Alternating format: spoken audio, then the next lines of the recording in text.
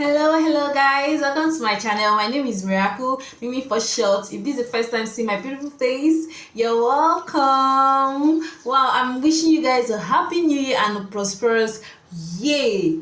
Yeah, and our next video is from Officer Tantum and says, is Vivek Ramaswamy the next president or Trump's VP? Wow, guys, what are your thoughts? Which of them do you want? For me, I want the both of them because they are both good. Like they are very, very good, confident, bold. Yeah. And they cannot trade America for anything. They cannot. I would love for them to collab together. Let's check this wonderful video out. In a hypothetical world, Donald Trump goes on to be the president. If he picks you as the vice president, would you accept it?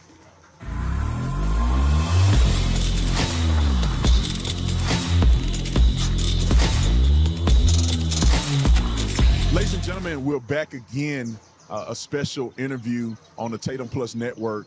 And I want to thank you all for all coming out. We got a whole audience here that's watching. You probably can't see it behind the camera. Good audience. But y'all make some noise. So this has to be one of the most anticipated interviews. So we're just going to get right into it. I got a special guest, Vivek Ramaswamy. Vivek, I've been waiting to have this conversation with you in person because we did an interview online. I know. It's good. You're bigger in 3D. I like that. But since then, man, you've been just destroying the Republicans on the debate stage. Can you talk to us about how you feel about the campaign and how does it feel beating up all the Republicans in the debate and really keeping it almost, I would say, Trump-esque, but you're your own person. Yeah. But I feel like you do a really good job at calling them out and being transparent to the American people. So what's your thoughts on the campaign so far? My thoughts are pretty unconstrained. I think that I'm at my best when I'm unrestrained. I'll tell you, I'd rather lose an election and speak the truth than to win by playing some political snakes and ladders game. And so, I'm new to politics. I was in the world of business beforehand. I started this campaign in February, and there's times where you can feel the pressures that otherwise would say, hey, well, maybe you soften the way you say that or whatever. That didn't work for me. And so I've really just taken the shackles off. And that's what I've done most of this campaign. I'm at my best that way. So I feel good about it. And my view is if that's what the people want, that's what they're going to get in me. That's what I'm volunteering to do. And that's one thing I love about you. And another thing is that you're a young man. How old are you? 38? I'm 38. I'm 36. Okay. And so I'm inspired by the things that you do, how you stand up for yourself. I appreciate But that. how does it feel, man? I know you get a lot of pushback on it. People are questioning, can a 38-year-old man run the country?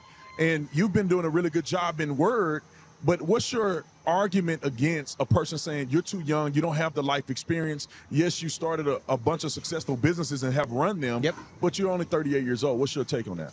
Yeah, I mean, look, I think that if you want somebody who's been tried and true in government and that has had years of political experience or whatever, I'm not your guy. I believe, though, that not having that experience is actually an asset. I actually believe that coming in with fresh legs, with a different perspective, unconstrained, without being in this, and it's sad I have to say this, but without being into politics for making the money on the back end of it. You have countless other people that are in this to enrich themselves or their families, be it Biden, be it Haley, be it others. It happens on both sides of the aisle, and I think it's going to take somebody who isn't beholden to that system to actually break it up and shake it up. Thomas Jefferson was 33. He was younger than both of us when he wrote the Declaration of Independence. So if the guy who can set this whole ball game into motion, he was 33 years old when he wrote the Declaration, I think there's a reason why. It's not a coincidence. It takes somebody whose best days in life are hopefully still ahead to see a country whose best days can be ahead of itself too. I believe that. And so there's a reason these revolutions, these revivals, they tend to be led by the next generation. I think that's what it's going to take. And, if you look even in my schedule this week, we were in 29 counties in the last 5 days. We've done 10 events some of these days. That's how we're going to work for this country. And I think that's what it's going to take to revive who we are. So my view is, I don't like to boast about my business accomplishments, but I've taken on bureaucracies. I took on Big Pharma, developed a bunch of medicines they refused to develop, built a multi-billion-dollar company doing it. I started the leading anti-ESG firm that was Strive, that was competing directly against BlackRock and State Street and Vanguard. We crossed over $1 billion in assets under management after launching our first fund. That's twice as fast as it took JP Morgan Right. to get to the same place as an established financial institution when they got into the same line of business. So I'm a believer in taking on bureaucracies. When I do, I tend to win, and I don't intend to stop now. Take on the biggest one of all. It's the federal bureaucracy in Washington, D.C. And I think it's going to take somebody, and Trump brings this and I bring this with sharp elbows. But it also takes somebody with sharp elbows who understands the law and the Constitution. And I think I'm the only person who brings both of those things to the table. I couldn't sit by and be a passerby. I believe God puts us here for a purpose. I believe it's my duty to follow that purpose, and that's what I'm doing in this race. And if that's what the people of this country want, and my sense is that's exactly what's going to happen, then we're going to succeed and lead this country. Awesome, awesome. Now, the elephant in the room, Donald Trump is up in the poll by a crazy amount. Yeah. I mean, he seemed to be gaining momentum right now on over paper. time. Yeah. I mean, do you think the polls are consistent with what the American people are feeling in this race? So I think nationally, there's a very good chance they are. No. I think in Iowa, they're not, actually. 'Cause I spend a lot of time there right now.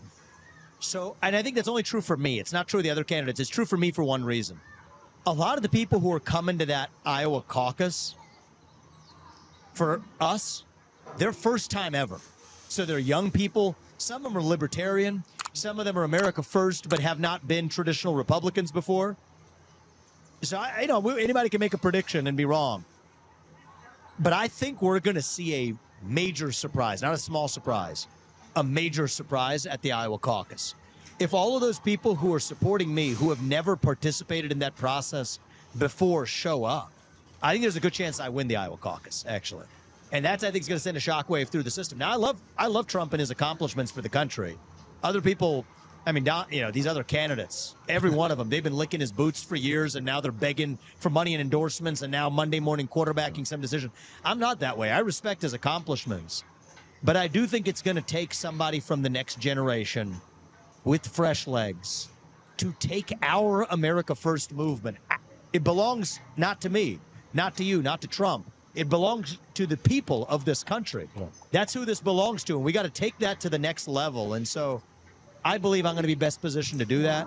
If I deliver a shock in Iowa, I think I'm going to be the next president, and I think I'm going to deliver a shock in Iowa. In a hypothetical world, Donald Trump goes on to be the president. If he picks you as the vice president, would you accept it? Wow, guys! Like these two people coming together, like this Officer Phantom interviewing Vivek Ramaswamy, was just so good. Like I love the way he was just talking. I love the way two of them were talking. It was just so amazing. Like, and it was just so interesting. Like, guys, I think Vivek Ramaswamy will make a good president. I just think so, because he's of a pure quality. He's bright, smart, and he's wonderful. He's very, very wonderful. And lastly, guys, I love the guts. Like, I love his guts. I love the way he said things. Like, he said things as if he was born to say it. Like, and he always have an answer for every question. Like, I don't know how did they do it. I wish I would be like that. I wish I would be like him. Like, God. Like, and this is just like the way he always talk is so straight. This is what America need. These are the people America need. Like, guys, I don't know, what are you thinking, what are your thoughts? Would you like for Vivek Ramaswamy and Donald Trump to work together, like to come hand in hand together and work together to make America straight? Will you? Let me know your thoughts in the comment section. Like, watch and subscribe to my channel, and have a nice day ahead. Bye bye.